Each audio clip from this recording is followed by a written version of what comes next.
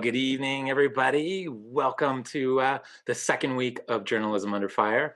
My name is Sandy Campbell. I'm the Executive Director of the Santa Fe Council on International Relations. We're thrilled that you've joined us tonight. This week, as you know, we've been busy touring the world. Last night, we had a stop in the Philippines where we got to talk with the incomparable Maria Ressa and Ramona Diaz, who's just made a documentary about her called A Thousand Cuts, which was an extraordinary talk, an amazing individual, and a really good documentary. On earlier today, we went to Russia, we went to the Ukraine with Olga Yurkova, and we had Ivan Kolpakov, which was fascinating to hear all about journalism and what's happening in journalism in those countries today. On Thursday, we go to Hungary to explore some Eastern European press dynamics, especially with what Prime Minister Viktor Orban has been doing in Hungary. And then on Friday, we have a really special session set up at 10 in the morning Mountain Time, where we're going to be talking about covering crisis in China with Julie McCarthy from NPR, two Wall Street Journal journalists. And just before all that fun stuff begins, we're going to be recognized officially as one of 3 World Affairs Councils of America Councils of the Year in a small little ceremony. So be sure to come out and join us for that. And tomorrow, because you notice I didn't talk about Wednesday, we're not necessarily going to travel the world geographically, but we're going to get into lots of things around disinformation and fact checking. And then tomorrow afternoon at 1 o'clock, we're going to look at digital forensics again, because it's just such a fascinating part of the modern journalist landscape. And we're going to talk about collaboration and innovation and how newspapers are teaming up with nonprofits, with universities, and so on to do some really innovative reporting. And that features Dr. Alexa Koenig. You may remember her from last year when she came out, which was super. Tonight, of course, we're going to travel down the road just a couple of hours to the U.S. Mexico border. And we're thrilled to welcome all of our panelists here tonight. And I'm just going to say a quick hello before disappearing. Welcome. Hello, Dudley. Hello, Alfredo. Hello, Angela. Welcome back. Of course, they were here for the first Journalism Under Fire in 2018. And they were so informative and entertaining that we had to have them back. So welcome, the 3 of you. We're thrilled to have you back. Well, thank you. Thank you. Thank you, Sandy. So tonight's moderator is Yuri Morales. She is the executive director of Global Ties Albuquerque, which we often call our sister organization just down the road. And of course, Global Ties Albuquerque does very much what we do in terms of the International Visitor Leadership Program. And we welcome many of the same visitors who split their time in Albuquerque and Santa Fe. So hi, Yuri, how are you? It's good to see you. Hola, Sandy. Hello, everyone. I'm so excited and honored to be here today. So thank you so much for giving me the opportunity to be with this, amazing conference that you have been doing since 2018. So congratulations and kudos to the great job that you have done. Thank you. I have one question for you, which is, we're all in the midst of creating virtual exchanges to connect folks from around the world with people in our community. Are you in Albuquerque doing virtual exchanges right now? Yes, in fact, we had one this morning. We had a political leaders from Lebanon, and they were talking about politics in New Mexico and how we do politics in the United States, and the difference between the Democratic and Republican Party, and how that goes. So it was amazing. And yesterday we had the opportunity actually to have the governor from the Acoma Pueblo, as I'm sure the audience know, the 19 pueblos that we have here in the state of New Mexico. And they were talking to a group from France. So, and you know what, I have to say really quick, shout out with the State Department in this new living in the world of technology, having the interpretation from French to of course English, and then today's group Arabic and French and English. So it's been fantastic. And yeah, so we have been a little bit busy with those virtual groups. Bravo. Well, thank you so much for moderating tonight's panel. I'm going to turn everything over to you, and folks out there, when you have a question, please use the Q&A panel to ask your question. And we've changed the settings, so now you can see all the questions other people are asking as well, but don't use the chat box. because we're not going to moderate that in the same way, into the Q&A panel. And Yuri, over to you. Gracias, Sandy, and welcome to each one of you. Señor Alfredo, mi señora Angela, and we can be talking all night long in Spanish, and I would love to. Dudley, thank you so much, and it's truly an honor for me to be, virtually and having the opportunity to talk about this amazing topic. I mean, what a great time! The elections that were just around just week, and so why not to be talking about the new administration? But once again, my name is Yuridia Morales, and I'm the executive director with Global Ties ABQ. I was born and raised actually. I'm Mexican myself, and the privilege to be living in Albuquerque, New Mexico for the past 14 years.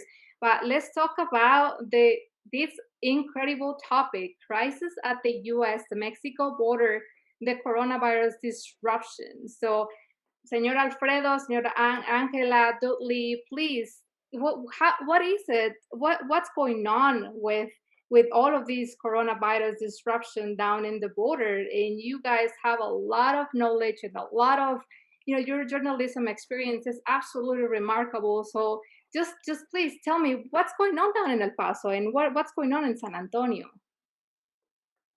Who wants to go first? I'll do it. We nominate you. Oh, great. Thank you, Yuri, and thank you, Sandy. It's a real pleasure to be with you this evening, and thank you so much for always including the border in Mexico. Life has been disrupted here. We have a what's supposed to be a shutdown, restriction of travel, all but essential travel, back and forth, and it really has, in many cases, exposed already some of the glaring issues, the glaring problems on both sides. U.S. citizens or legal residents can go back and forth for certain essential reasons, work, to get medical care. A lot of people go to Mexico for lower cost medical care, and school and education mostly is remote right now. But you do have people going back and forth for a variety of reasons. And so this was really the only thing that was done on the binational effort to kind of respond to COVID. And we've had an explosion of cases on both sides of the border right now in El Paso and Ciudad Juarez, and of course, southern New Mexico. We're in this tri-state region of Chihuahua, Texas, and New Mexico. So people can't go back and forth to see their family members. People can't go back and forth to shop. That's really hurt our local economy on both sides. And people can't go back and forth to, there is an informal economy, people who would come over to work, not just shop. So it's had a devastating economic impact and really has not done much to, well, at least we don't know how much it's done to help the number of cases here. No, and when was it? Let's recall actually when they decided to actually close the border. When all of this started, I believe was back in May, if I'm not mistaken. In March. So we passed the 6 month in March, and people here are really worried about the holiday season is big. Not just, of course, we don't want any family gatherings, but also we won't be seeing any shopping. And even Dudley can comment. I mean, the entire, all the way up to San Antonio and beyond, and in New Mexico too, Mexican tourists, Mexican families who visit and spend their money are a huge part of the economy. That it has been really affecting, of course, the economy. But we know, and I have to throw this out there, that we have one of the most important borders in the world. I mean, who does not talk about, of course, El Paso and Ciudad Juarez and everything that is happening, regardless now, of course, with the pandemic and how it's affecting, but previously, and that's how you guys became, who you are in journalism, and then just. So now I'll go back to Mr. Alfredo. Please, what is your opinion on that with this pandemic going on, and as a journalist yourself for so many years, and congratulations to everything that you have done and the awards that you have won. You have been doing a remarkable job. So what is your opinion on that? What is happening now since the pandemic started? Well, first of all, buenas noches to you, Yuri, and to my colleagues. it says crisis on the border, and I feel like the last 4 years have really been one big crisis on the border. Whether we talk about immigration, family separations, MPP, migration protection protocols, the waiting in Mexico, the build a wall that's been kind of a thunderous chant that especially hits the border. And obviously, we had the August 3rd, 2019 Walmart shooting, the massacre at Walmart, which many would say is a result of the inflammatory language used by the president and his allies that would influence someone, a young person from Dallas, to travel 650 miles, 10-hour drive to target Mexicans, stop the Hispanic invasion of Texas. And now, obviously, we have the pandemic. I cover Mexico and the United States, and in the U.S. Mexico border for the Dallas Morning News. I came back to El Paso, I think it was March 13th, and I thought, we're going to hunker down and wait this out for a few weeks. Obviously, like Angela said, it's been more than 6 months, going on 8 months, and the toll has just been alarming. I mean, just to give you a sense, currently there are more active cases of coronavirus in El Paso, more than 34,000, than there are in Houston and Dallas County. Our population is 840,000 people. The counties of Harris County, Dallas County combined is about 7.3 million people. So that just gives you a tiny sense. And across the border in Ciudad Juarez, the numbers are more than double than El Paso. As bad as it is here on the U.S. side, you can only imagine the toll it's taken on the Mexican side. And I think the thing that's been really difficult and to see in our own families, but in our own friends and colleagues, is this is a largely Mexican American community. Almost more than 85% of the population is Mexican American. And as you know, we sort of get through these difficult times through solidarity, through unity, through being with one another. And even especially as a binational community, El Paso, Ciudad Juarez, and obviously you have Las Cruces right north of us. But these are three areas that sort of thrive and depend on one another in good times and bad times. And the most difficult thing right now is you can't really, be with that person. Try to, share your grief, share the pain of this whole border region. And as Angela said, we're now entering the holiday season. You have, Thanksgiving, Christmas, el Año Nuevo, el Día de los Reyes Magos. And that's, if things are this bad on the border right now, we're not yet in the official flu season, the influenza season. So that's what has a lot of health authorities very concerned. But what happens next? Where do we go next?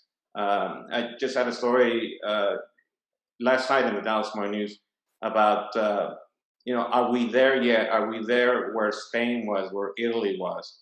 And you talk to top physicians in this community, and they say we're there, or we're right there.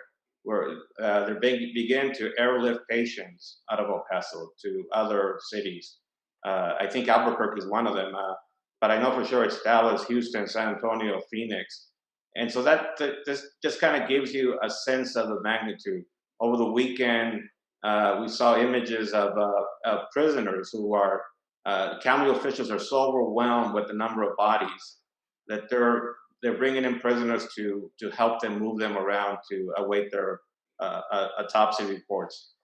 Again, if this is how bad it is on this side of the border, you can only imagine what's going on in Ciudad Juarez. And been talking to doctors and people with knowledge of the situation in Juarez. I mean, I've heard reports from people who say, there were actually been some fistfights between patients and nurses because they can't find enough hospital beds.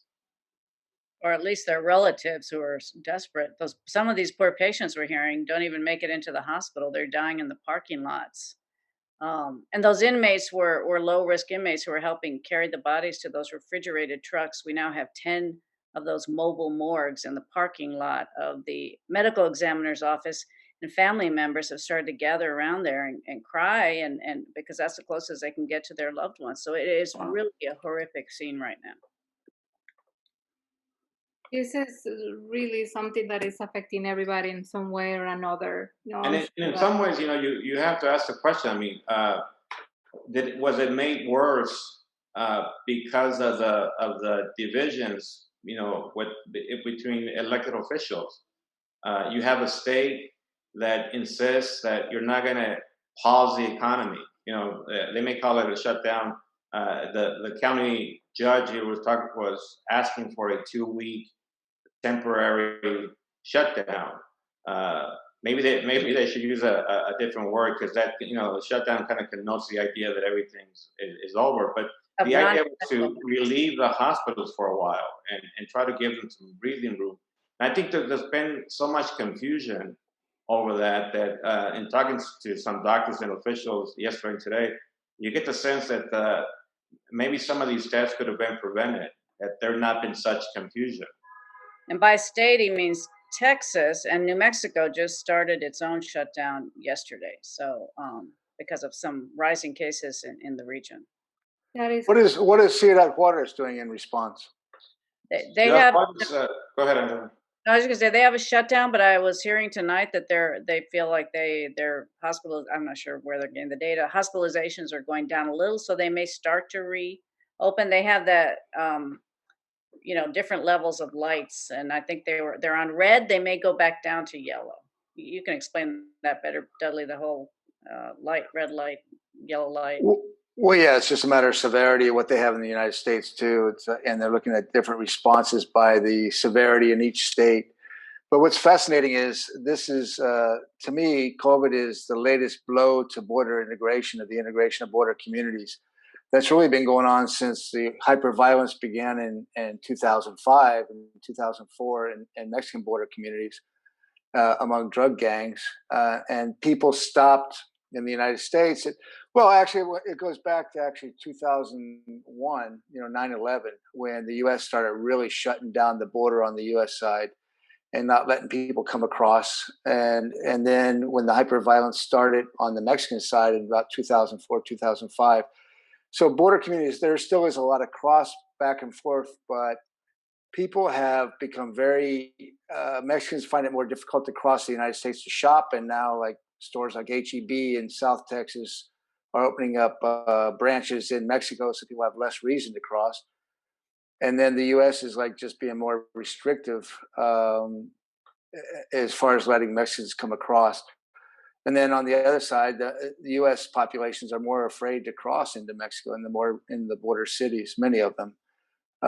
It depends on the border city, of course. But it seems like COVID is obviously the virus does not know borders, but then you have different responses on both sides of the border, and people are really sharing the disease, but not sharing the responses to it.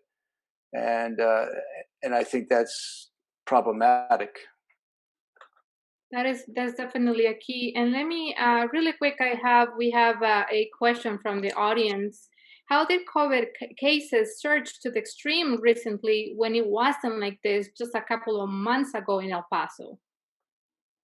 Well, and it actually not even a couple of months ago, last month in September, at the beginning of September, we had about a 5% infection rate, positivity rate. Now we're hovering at about 20%. It dipped a tiny bit, but it's unclear. I mean, like the rest of the country, that people will look at this is a cautionary tale. Did people let their guards down? I mean, the weather's been nice. We had high school football, fall activities. People started to get comfortable because the economy was open largely, and lots of stores, lots of restaurants, lots of gatherings. So it's unclear exactly what happened. And people will say, "Oh, well, these family gatherings, these parties," and maybe some of that did happen. We know there wasn't much enforcement. But the other issue is we have so many essential workers. I mean, they have to go to work or they won't get paid. Many are afraid to call in sick. Some don't have sick leave. There wasn't widespread testing, or at least people accessing it. Now we do have that. So essential workers who are exposed on the job is another issue. We have and not here in New Mexico. There's one example is a meatpacking plant just across the state line in Sunland Park, New Mexico, and a majority of those workers are El Pasoans. So people, go back and forth, go to work, come home. So a whole host of reasons, but El Paso by no means has some weird reason why this happened. This explosion of cases is happening across the country. We're the epicenter now, but I'm sure there will be others soon. I mean, I think there's also the debate as to whether the Texas Governor Greg Abbott, whether he opened the economy a little too early, a little too much, and that was, as Angela said, I mean, there was a sense of comfort where you started kind of trying to do things the normal way, and then all of a sudden, I mean, it really, from September to the present, I mean, hospitalizations went up 10 times. I mean, it just raged all of a sudden, and I think this is an example or a warning for the rest of the country. This is what can happen when there's so much confusion, when there's when you're trying to reopen things perhaps a little too early, and you drop your guard. You get COVID fatigue, as they call it. That is correct. And with that, I would like to ask another question. It's just very interesting in, something that I will ask even myself and to you guys.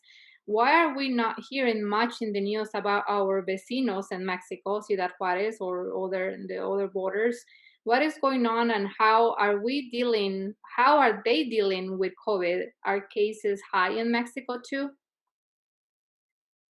I would urge everyone to get a subscription to the Dallas Morning News, because we have been covering. We're lucky enough to have eyes and ears on the ground in Ciudad Juarez, so we've been covering it. Not as much as we like to, for obvious reasons. I mean, you can't really get to inside the hospitals, or et cetera. I mean, you have to also be very cautious about how you cover this, because the last thing I want to do is infect loved ones that are dear and near to me, whether my family or friends. So you have to be careful. But we do have ears and eyes on the ground. Last story we did last week was about how Ciudad Juarez is taking really draconian measures to close the economy. For example, just today, there's a Facebook group a Facebook page that went up that will tell you at what stores are the lines longer to get in, because only one person can go into a grocery store. In some ways, Mexico has stricter precautions in place, but there isn't widespread testing, and so we don't know how many cases. And clearly, the hospitals were overwhelmed there before El Paso. But we do try and cover it with precautions. I'm in public radio, so I have to get audio. I have a very long, what we call fishpole mic. We clearly are masked up, but we do feel it's important to get out there, but not to do it in ways that would, as Alfredo said, put others at risk, both the people we interview and others we come in contact in our daily lives. Yeah, and Angela and I were just there this over the weekend to kind of get a sense of what's going on. And one of the things that's it's evident right away is the economy. I mean, how so many stores, so many places are just shut down. Chihuahua is trying to reopen a little tomorrow, but the main reason it's driving is the economic concerns. I mean, the last thing you want, as a Chihuahua official told me, is civil unrest in Mexico, because there's so much unemployment, because the business has really just been shut down. So they're really trying to balance the two. And we haven't even talked about. Dudley just got back from Mexico City. Yeah, you were in Mexico, deeper inside. What was it like there? Yeah, I was in Mexico City last week. I mean, I was impressed with the protocols that were in place in many businesses. And I mean, even street sweepers in Mexico City are wearing masks. The reminders to keep distance are everywhere. Every business you go into takes your temperature, and This is in central Mexico City. I don't know what's happening in the the suburbs, the poor working class suburbs. But people take your temperature. They have like mats with some sort of disinfectant you got to rub your shoes on before you enter a business. I went into a taqueria that had some sort of like new age spray chamber that you walk through before you went in to get some tacos. And Sanitizing tunnel. yes, it was a sanitizing tunnel. Absolutely, it was more like one of the airport kind of like not the full exam thing, but the things you go through. But I was impressed with that. I mean, Mexico's been hit very hard by the virus, of course, and something like 100,000 deaths at least. And then there's been all talk about all the excess deaths compared to like past years and these months. That it's more than that. Of course, Lopez Obrador's been almost Trumpian in his denial of the impact of the virus in the country. But it seems like in the same way in many parts of the United States, the civil society and businesses especially are stepping up and requiring things that even the government's not requiring, or that sort of thing.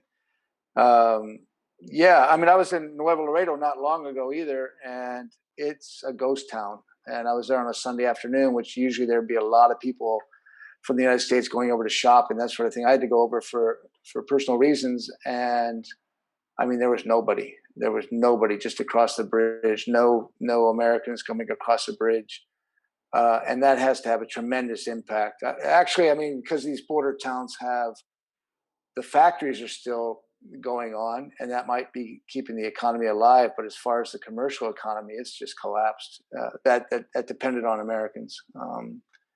So I mean, I think it's dramatic implications going forward.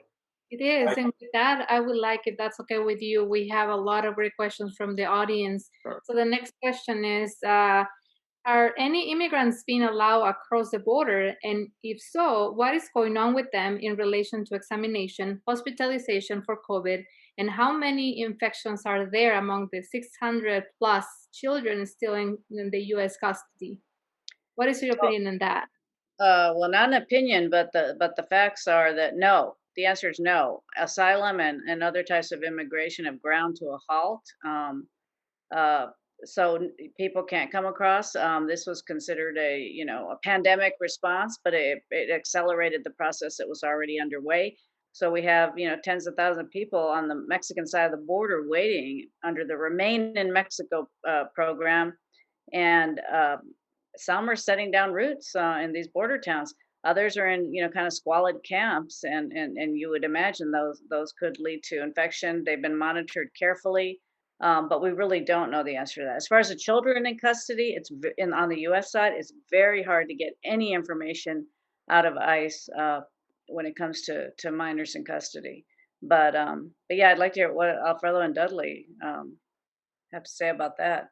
Yeah, I mean, we've been talking to some shelters in Ciudad Juarez, and there are reports of people, just trying to wait it out with sort of a glimmer of hope that there'll soon be a Biden administration. But we can get into that later. What we are seeing, some Central Americans have gone back to their countries of origin, whether it's Guatemala or Honduras.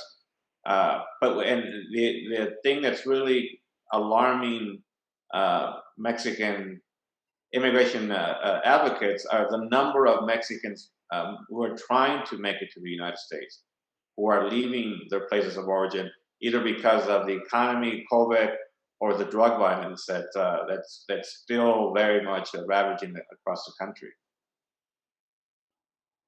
No, that is correct. And then I would like to now to ask another question. What would change look like to you at the border from the future Biden and Harris administration? Will it be more PPE being sent to the border communities, more national news recognition, etc.? That's a really good question. As far as the COVID response, I mean, I don't know. I mean, I think that Biden is facing a major issue with his response on border enforcement and immigration. Absolutely. What Alfredo just mentioned about a surge in Mexican immigration, which has really gone down quite a bit in recent years, and been replaced by Central American immigration. I mean, I think that it's going to be very difficult for the Biden administration to totally dial back the draconian measures that Trump has put in place in these past 4 years. But obviously, he's going to do that. He's going to try to do all he can to dial back, to ease some of the more restrictive and some of the more, frankly, nasty policies that the Trump administration has put in. But considering COVID and the economic impact of COVID, both in Mexico and Central America, and then the hurricanes that have been hitting Central America this fall, you can expect a great demand for moving towards the border.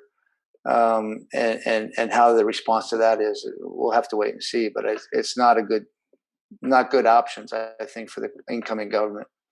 I would say that as far as COVID, that there is a push, at least the local congresswoman from El Paso, to have a public health response that is binational, that is regional in approach, because we know that, as Dudley said, the virus doesn't know borders, and we do have these strong family ties and economic ties and people going back and forth. So instead of trying to ignore that fact, accept it and deal with it. We have done that with other public health issues, tuberculosis and other things that have cropped up we've had local response that's been effective. So if they could allow these local health authorities on both sides of the border and state, well, maybe not Texas, but definitely Chihuahua, we could see some improvement.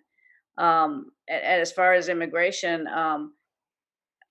people are going to not just the COVID part, but there's a real economic draw. These essential workers, that jobs that again, U.S. citizens don't want to do. I mean, Mexicans need them, and they are being hired, and they will come. I mean, all you have to do is really look at the election results. I think before the election, there was a sense that maybe if you believed in the polls, there would be a repudiation of Trump. That's obviously not the case. And I think that that's going to make it, as Dudley said, much more difficult for the Biden administration. I mean, I think there's some sort of much more sober realization among immigrant rights activists that they're going to have to really pressure a Biden administration to try to move beyond the Trump era. President-elect Biden, back in August, I mean, he was vice president, but he met with journalists from the National Association of Hispanic Journalists and National Association of Black Journalists, and talked about one of his pledges was no more wall. He would not add to a wall. He would try to go more into the high-tech route, and he would try to gradually end NPP, the Migrant Protocol of Protection. But that was, he was very careful as to how to say it. Gradually do this, gradually do that. I'm kind of wondering, what's happened since the numbers came out. I mean, it's still a very polarized, very divided country. But I think it's important to let people know about, as far as the wall, we do have existing barriers, and the Trump administration really did not add that many more miles of wall. That's right. That's right. It was mostly hype. Yeah, it was mostly sales and branding and that sort of thing. But fundraising. And they're not gonna fundraising, and they're not gonna build any more wall. But then what do you do about if they're? I mean, the López Obrador administration has been helping the Trump administration stop migrants in southern Mexico and really enforcing that more and more. And even Central America, they've been stopping people.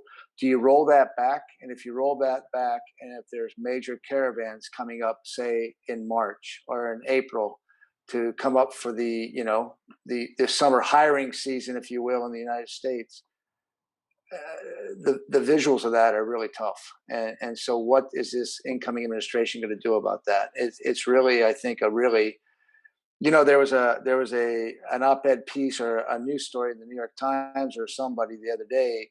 They talked about Biden's foreign policy and the world in the Biden world. And they didn't mention the border, and they didn't mention immigration, and they didn't mention Mexico. But I think that's probably going to be one of the first actually visual crises that he's going to confront in the coming administration.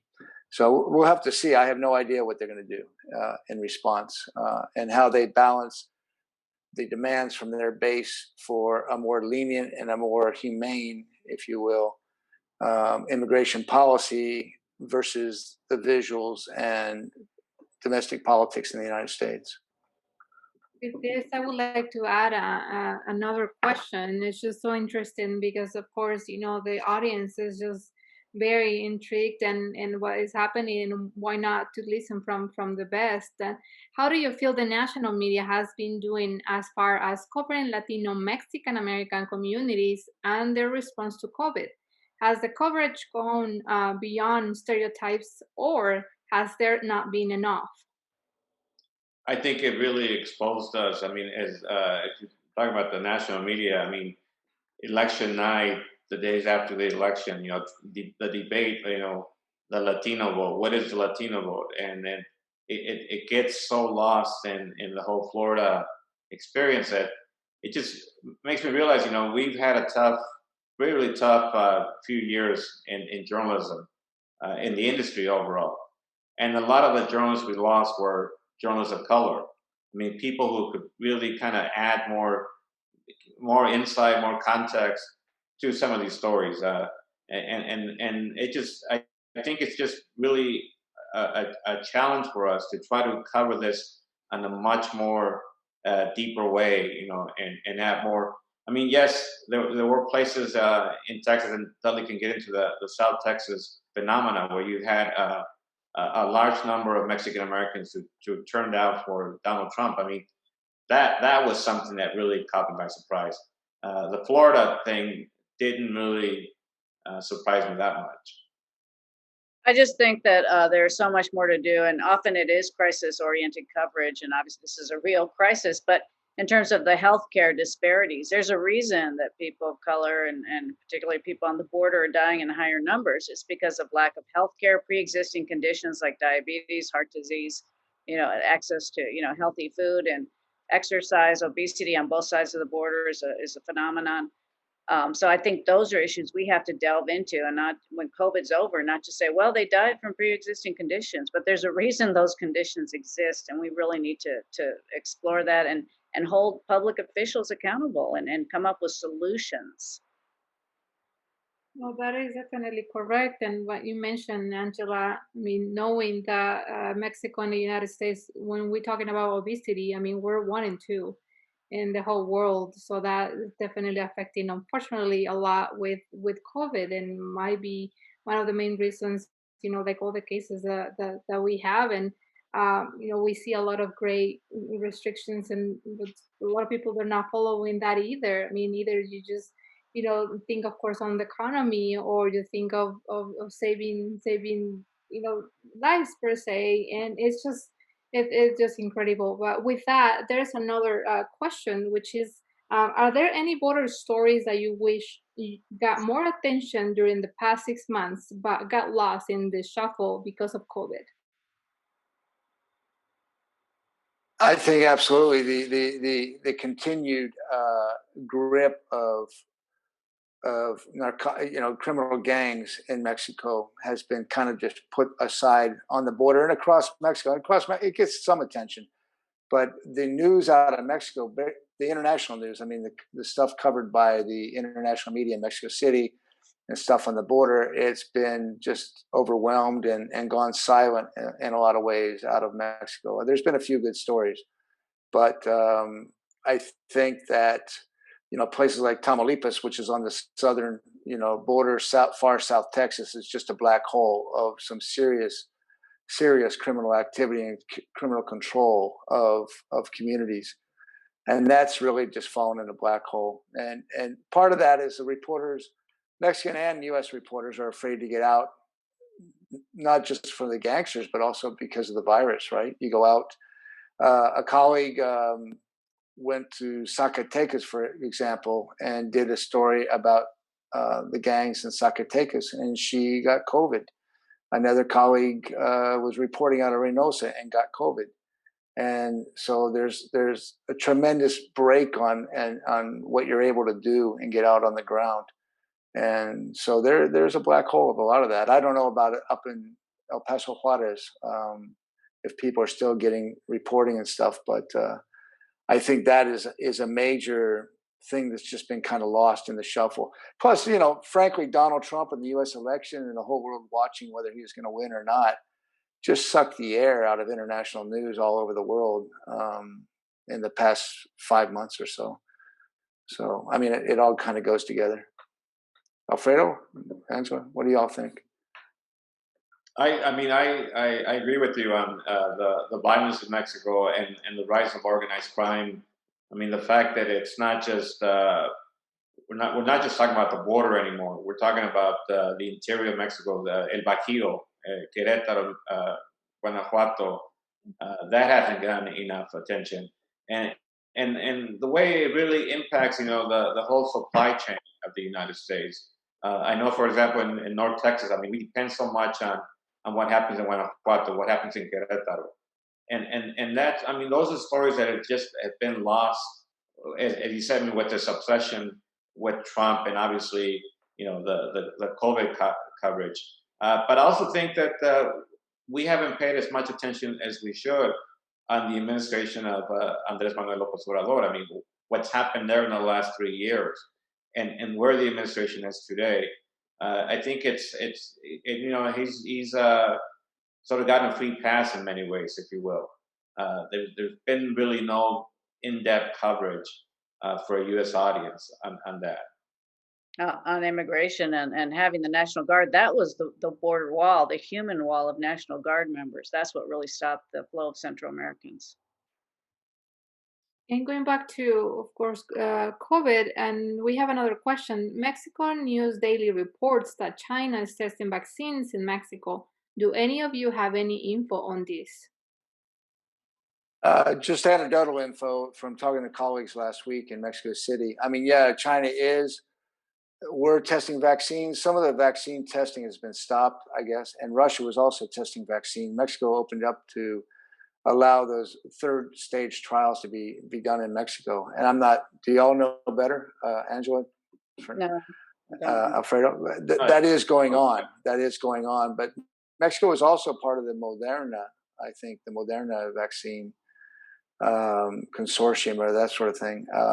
So yeah, they're kind of doing a lot of have a lot of irons in the fire down there as far as different vaccines and that sort of thing. I mean, they're going to have a hard time paying for all this, so they got to figure out ways that they're going to participate, I think.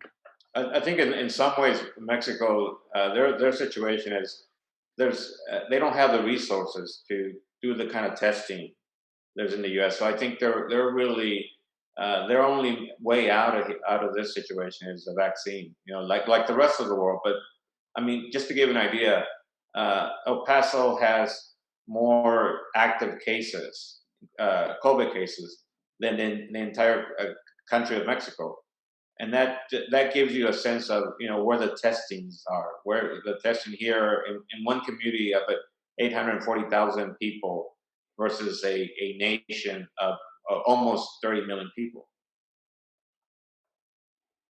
Wow, definitely a significant number.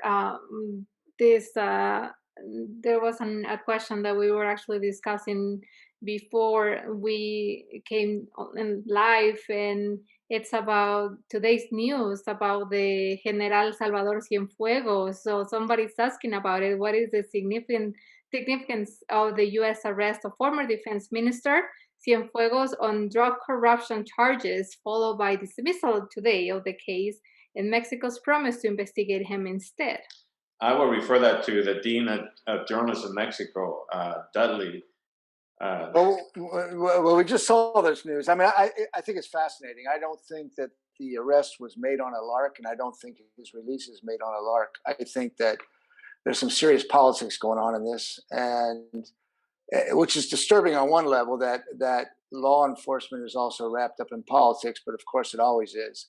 I don't think the DEA would have arrested him with like very scant evidence. This was a major arrest and a major blow. And the fact they let him go, I don't know. I guess we're going to have to see in a few days. But this is, it's amazing on various levels. And the fact that they're sending him back to López Obrador to be prosecuted or let released. Lopez Obrador, the relationship with the army is always a very dangerous and very delicate balancing act in Mexico. The army has never been a coup threat in Mexico since the revolution or even before, and they've always had a good relationship. The governments have always been very careful to spoil or consentir the army in some ways. On the other hand, I don't think anybody in Mexico is surprised that there's corruption within the army. It's happened before, and to go to that level is not even surprising either.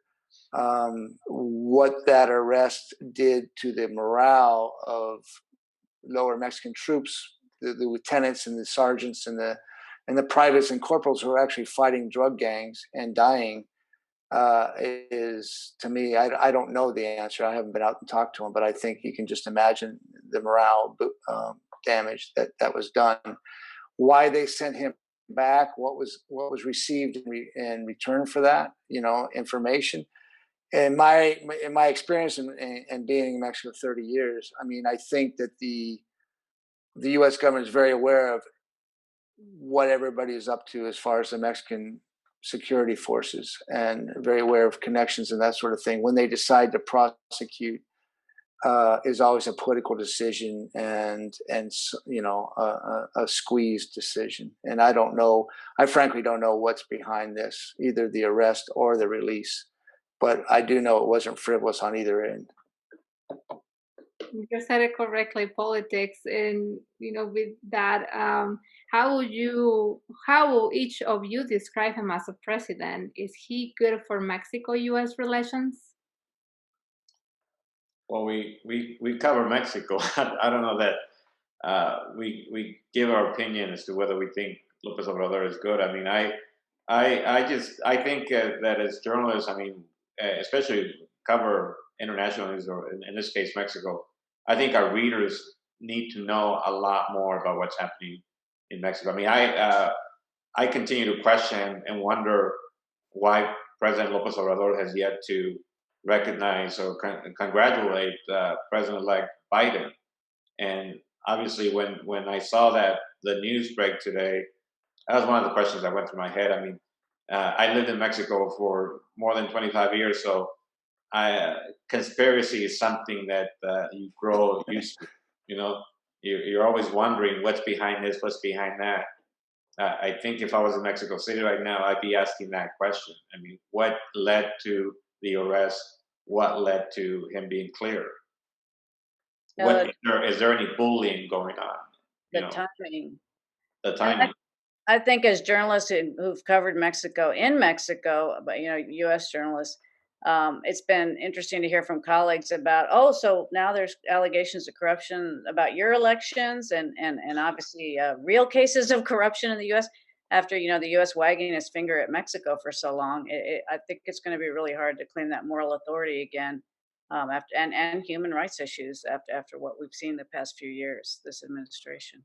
I keep looking for the tweet that says, from the State Department calling for nation building in the United States. We've covered Mexico for so long that the cries of fraud, electoral fraud, was always, that was coming. Again, López Obrador, correct me here, Dudley, but I think he spent 6 years or more than that, crying fraud, and for a time he blocked the main avenue in Mexico City, and he's finally president. But seeing that now from through the United States, from the United States, it's just absolutely riveting. It's fascinating, and obviously it's worrisome, because at one point López Obrador, said about Mexico building institutions. Institutions that are very weak and fleshly. The hell with them. And you kind of hear the same echo from the White House today. Yeah, and I think López Obrador is a nationalist first and a populist, and I think that part of his message in not recognizing Biden, one, it's like his own election was so disputed. The loss of his election to Felipe Calderón in 2006 by about half a percentage point, very much similar to what's happening in Georgia, Pennsylvania, and other states that are on the cusp in the United States right now. So I think his message, as far as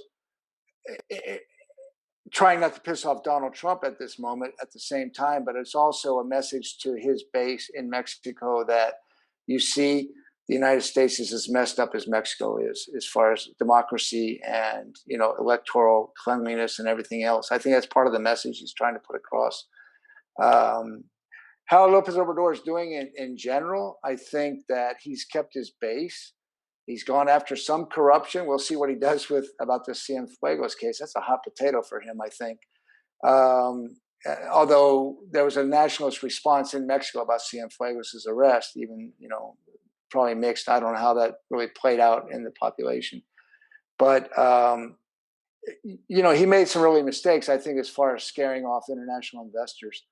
And when he's trying to rebuild the oil industry and everything else at a time when oil is on the decline worldwide, he's gone for that. And then he's also told international investors in oil to get, buzz off.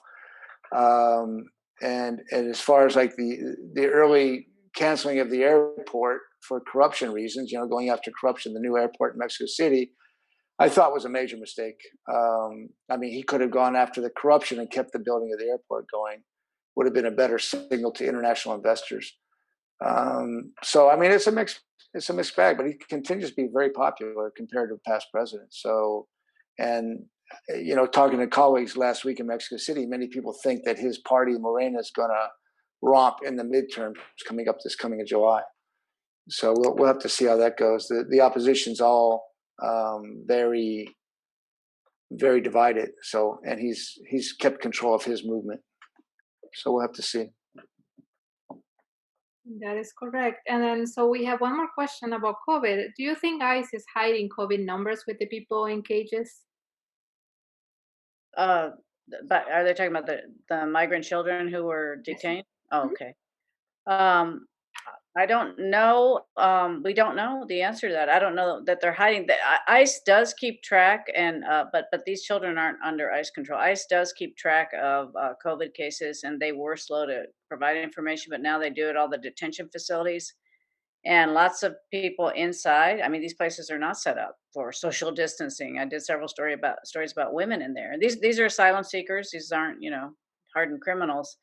But as far as the children, the heartbreaking story there is that we still have children separated from their parents who we don't know how to bring them back together. And but we have not heard about DHS and children in custody having COVID there. Those giant tent facilities we had here in El Paso are gone for children. So I don't have any evidence of that, but that I don't know that it's happening or not happening. What do you know, Dudley or Alfredo? No, one of the things that's very worrisome and troublesome is, for example, Title 42 is currently being enforced, which is basically mass deportation. People being deported without any due process. Including children. I'm sorry? Including children. Including children. But we witnessed, for example, one large deportation in El Paso, Juarez, on the Stanton Bridge, where you had, it seemed like 100 people or so just being entered into Mexico. And we talked to some of the people being deported. They had been in different detention centers throughout the United States. They were sent back to El Paso, from El Paso to Ciudad Juarez. Some of these people had not been back in their country for years. I think we talked to one person had been back in 40 years. One person had not been back in 28 years. And they're going back to a country, without any real tests, the COVID test. I stayed in touch with one person who ended up back in Puebla. And he said, I got to Puebla. I hadn't been back in my hometown in 28 years. No one wanted to get close to me, relatives, friends, etc. And what he did, he just turned around and went back to the United States. You're basically, potentially spreading COVID throughout, both countries. and deeper into Latin America. That one man was being wheeled across in a wheelchair. I mean, that's how old he was, Jesus Christ. and had diabetes. And so you can imagine his prognosis. He was going to try and get to Tijuana and get back across to his family in California because he had been in the U.S. That's the guy who'd been there like 30 plus years. Wow. Yeah, I'm sure we have so many stories, just myself coming as an international student to Albuquerque, and the easiest way and let's say the less expensive, it was actually flying in Mexico City to Juarez and then cross the border, and of course, taking the bus. So it's to see it from our own perspective, and you guys that live in the borders, and the reason why and we're about to wrap up here. We have 4 or 5 minutes. So I would like for you guys, if you have any final comments about, the topic and COVID, of course, and crisis, and just to thank you once again, for all the knowledge that you bring to the table and for everything that you do. Is really remarkable job and representing both countries. And, we are literally what we say in Spanish, in el ojo del huracán. Everybody's always looking at what we're doing in Mexico, United States. So if you have any final comments, we'll be greatly appreciated about all of this that is happening with the Trump administration, the border, the crisis, and of course the Lopez Obrador administration. So please, if we can start with you, Angela. I would just say we do know that this heartache doesn't know borders, and there's a real concern with the holidays because the strength in our region and is family ties, and that's also our vulnerability as we head into the holidays. These multi-generational, extended family, giant celebrations. I mean, those are a death trap, and so there's a real race right now to make sure people don't gather and that they figure out a way to celebrate and stay connected, because it can be very depressing in order to save lives. And because this virus, we don't have a vaccine, and we do have a lot of people who have to get out there and go to work.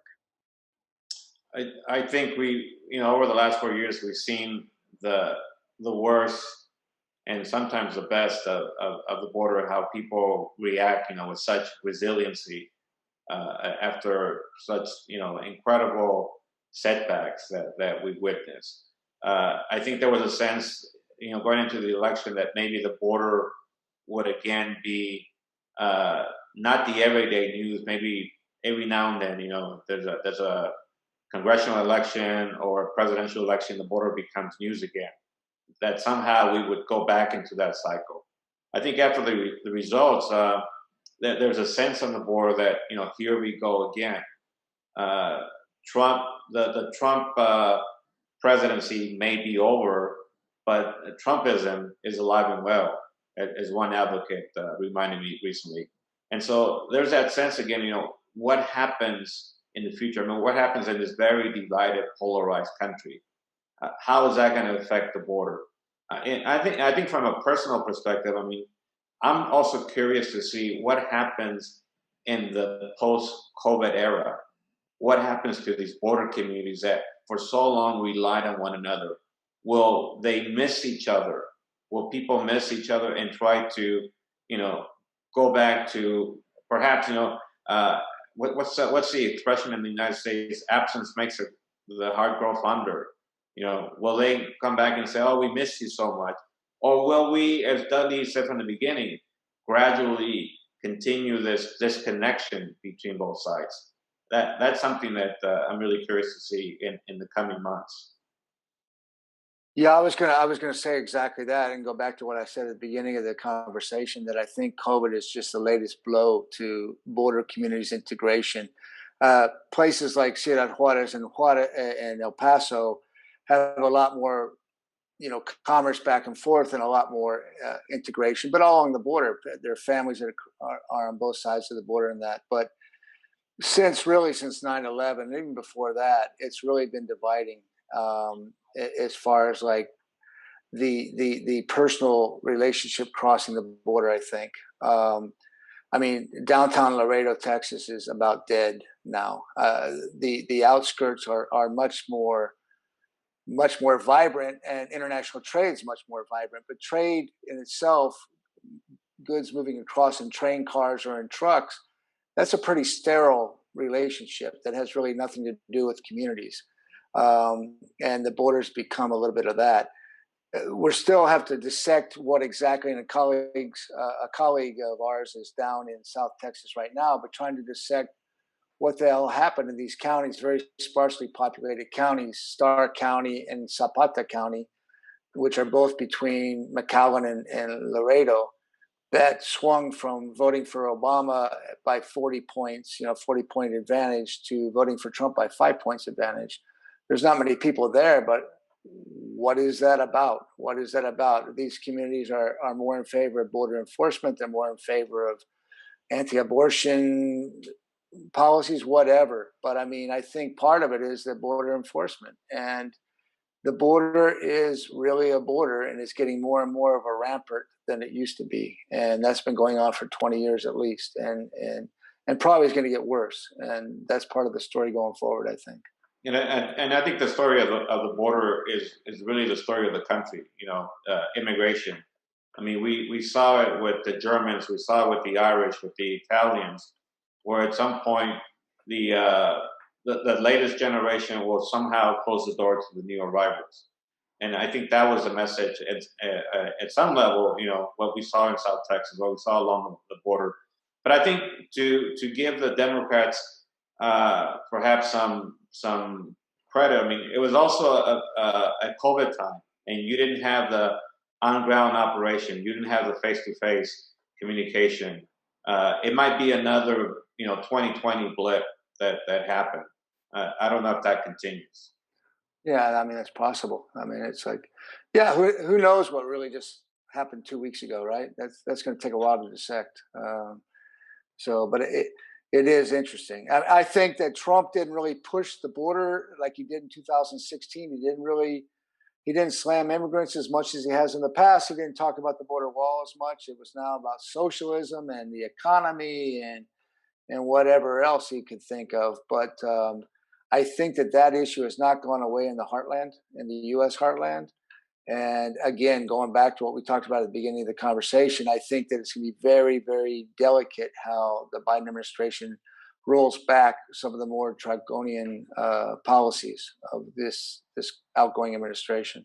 So, I mean, we'll just have to watch, and that's kind of what's going to keep all of us employed, I think. So, what I'm hearing in here is basically you guys are coming back, and hopefully next year we're open or again officially, and everything is going back to what is going to be called in the new normal, and you guys can be here in Albuquerque and Santa Fe, of course, with this wonderful conference that Sandy and his team puts together, Journalism Under Fire. I was thinking what will it be the correct one in Spanish? What will it be, like periodismo bajo fuego?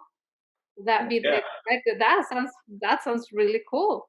I mean, we were there 2 years ago. We thought it was the best conference on journalism. I mean, on the border, and I'm not just saying that so that Sandy can invite us back next year. But it really was a special occasion, to see journalists all over the world. All over the world. That's what's fascinating. We're looking at these issues globally, so we really appreciate it. And thank you, Yuri, for moderating this panel. You're welcome. Thank you so much, Yuri. Really my honor, and it just I thank you, and I thank Sandy for the opportunity to be with you today. We have water. I wish we can have some else chapter 5. But no, thank you for the opportunity to get to know each one of you, and hopefully, why not next year? I'm hoping that Sandy can invite me again so we can have this conversation, but not on online, but live. And thank you once again for your remarkable career. To each one of you, congratulations. You really make proud, of course, the United States, and of course Mexico as well, with everything that you have done. Congratulations. I really applaud your work. And people that are saying, of course, saying in the comments that it has to be a second conversation about these and other topics with you. They love you. So I know that Sandy is coming back and make probably final remarks. But thank you, Yuri. Thank you, Sandy.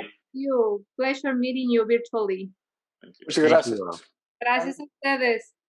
Thank you so much. And let me just say, there was a great question in the Q&A panel from from one of our great supporters, the New Mexico Humanities Council, saying, we need to do another session just like this. We need to add another hour. So rest assured, we will absolutely be sending invitations your way for when we resume in person next year. And we're really looking forward to that. So thank you all so much. I know the border is such a complicated area and there's so many dimensions to it. And I think we got to some of those tonight. And I think certainly we have many more questions, many more issues. We're all curious about how the Biden administration is going to address some of these major issues, and then the bigger picture of how the United States tries to fix a decades-long broken immigration set of policies. Very fascinating times. So once again, thank you to all of you. Thank you to Yuri. Before we all go, I do have I have a student speech for us. We asked about 5 of our high school fellows to record themselves so that we could show them. We do this every year. Normally we thrust the students, the 17-year-olds up on stage in front of hundreds of people, which I think is a great sort of professional development opportunity for them. But right now we've asked them to record themselves speaking about how coronavirus has really changed their world and their life.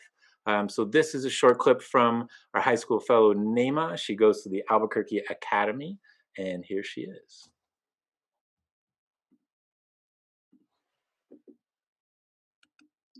March 11th, 2020 was my last day at school, physically.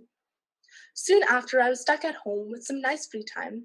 Everything had stopped, but much too quickly, everything started up again. Life was different and it had to be adjusted, but we were still trudging along. As a teenager in this seemingly never-ending quarantine, I've had to struggle with online school and mental health. Schooling always had its challenges, but this year, a 5-second blip in the internet results in 30 minutes of lost classroom time. A quick Snapchat notification becomes a 2-hour conversation with a long-lost friend, and missing the lecture on what caused the Civil War. Now more than ever, it's hard to stay engaged in class. It's harder to learn, but it's also harder to pay attention. Heck, I wrote this speech while my math teacher went on about derivatives. The internet has always been a black hole, but this year, that black hole not only takes away your time, but also your grades. Oh, online schooling, every distraction becomes a domino effect. My phone's increased screen time by 50% haunts me at the end of the day. I'm usually good at time management, but it seems in the middle of a pandemic, no one is really their best at anything. I spend 10 hours a day working on classes that I practically teach myself, then try to sleep while my mind dreams about the inevitable doom of us all. Mental health is such an important part of our lives, and we have started prioritizing mental capabilities in these trying times, but I feel that my constant stress has increased. Not only is school as challenging as it always is, there's the added weight of staying at home, and also the pressure to continue life as it was. Too many meetings to attend, too many decisions to make about the future. How can I know which college I want to go to if I don't even know when I can leave my house? Every ACT and SAT I've signed up for continues to be canceled. What if I can't get into college because I couldn't take a silly test? COVID-19 has been the largest crisis that has affected me personally. Life has changed completely in the past 8 months. My education changed drastically, and my mental health is slowly deteriorating. This has been a monumental time for me, but I found my new normal. Although there are still some bumps in the road, I've managed to balance life with my well-being. I'm hopeful for our future, and I hope we can go back to normal soon. That was terrific. That was Neema from Albuquerque. I, of course, have a 10 and a 12-year-old. This time is very hard for them, but I can't imagine how hard it is for our high school students with how much of the world has been taken away from them at that crucial point in time. So thank you to Neema.